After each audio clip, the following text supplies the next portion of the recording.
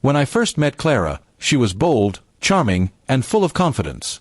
That confidence was what drew me in, but lately, it had started to feel like a wall between us.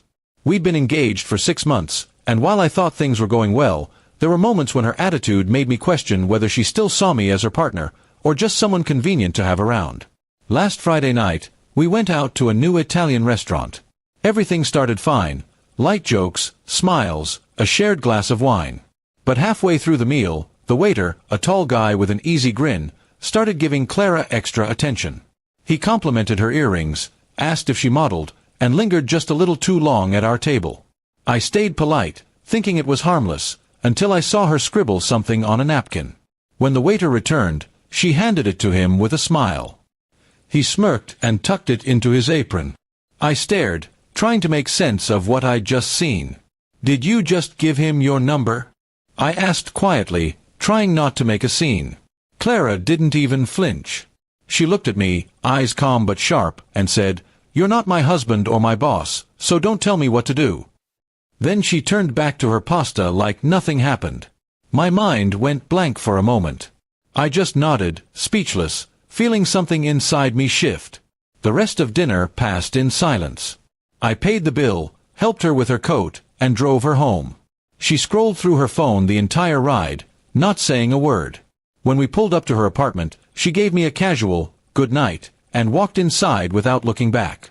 That night, I couldn't sleep. Her words kept replaying in my mind. "You're not my husband or my boss." It wasn't what she said, it was what it meant. She didn't respect me. She didn't even see our engagement as something that mattered. I realized then that love without respect was just a slow form of heartbreak. The next morning, I packed the small things I had at her place, an extra shirt, a toothbrush, a few books, and sent her a message. "You're right. I'm not your husband or your boss.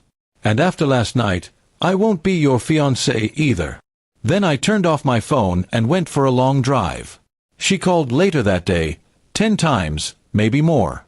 When I finally picked up, her voice was softer, almost shaky. "I didn't mean it like that," she said. "It was just a joke. You're overreacting." "Giving your number to another man while on a date with me isn't a joke," I replied. "It's a choice." And that choice told me everything I needed to know. For a moment, she didn't say anything. Then came the anger. "You're being dramatic," she snapped. "If you can't handle me being friendly, maybe we're not meant to be." "Maybe we're not," I said simply, and ended the call. A week passed before I saw her again. She showed up at my office, wearing the same confident smile I once fell for. "We can fix this," she said. "You're just hurt." I looked at her, and for the first time, I didn't feel anger, just clarity. "No, Clara. I'm just done pretending that respect doesn't matter." I handed her the engagement ring I had once been so proud to give her. "You can keep it if you want. It's just a reminder of what we lost." Her face fell. She opened her mouth to speak, but couldn't find the words. I walked away, feeling lighter with every step. For the first time in months, I felt peace. 2 weeks later, I heard she tried dating the waiter. It lasted less than a month. People said he stopped replying after a few dinners. I didn't laugh or feel smug. I just hoped she learned something from it. As for me, I realized something important. Sometimes walking away isn't weakness. It's self-respect. And no matter how much you love someone, if they make you feel small, you owe it to yourself to let them go. Because love without respect is just noise, and I was finally ready for silence.